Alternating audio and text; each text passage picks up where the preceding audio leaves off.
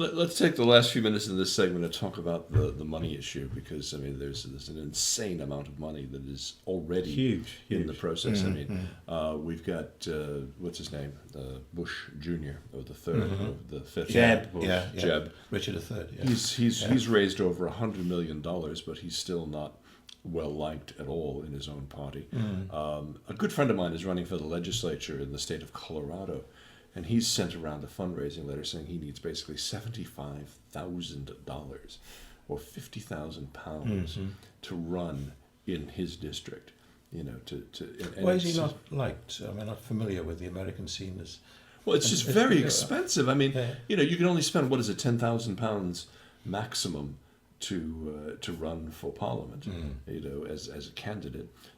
Yet the Kochs are just getting warmed up. They've got $980 million pledged, almost $1 billion, and Scott Walker of Wisconsin is their boy. Trump's got his own money; he's not for sale. But Jeb Bush isn't that popular within the Republican Party. There's two wings of the party that are becoming, at least two wings. One is the establishment Republicans, the Rockefeller Republicans, the traditional, more moderate, more reasonable Republicans, and then there's the Tea Party.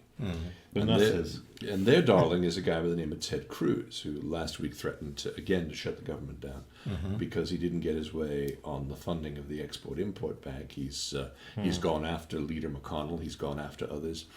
He's raised $37 million already in the first quarter. That's a lot of flipping money. I mean, surely that amount of money, and we're talking on the Republican and Democratic side, distorts the whole democratic process, doesn't it? Oh, it's terrible. You know, I mean, we're talking about millions, and you know, okay, there are limits in terms of the amount of money that goes into the re-election fund or whatever it is. But I mean, there are so many ways of getting around it. Well, this is all super PAC money. And Cruz, they were profiling it. Of that 35 million of it has come from four donors. You know, same thing with Jeb Bush. I mean, the Kochs are, the Koch brothers, $980 million, and you know, everybody's saying, well, of course, that's not going to buy influence. Of course, it's going to buy influence. I mean, of course, if Walker gets in, he's going to do exactly what the Kochs want on energy policy. Why they do it otherwise?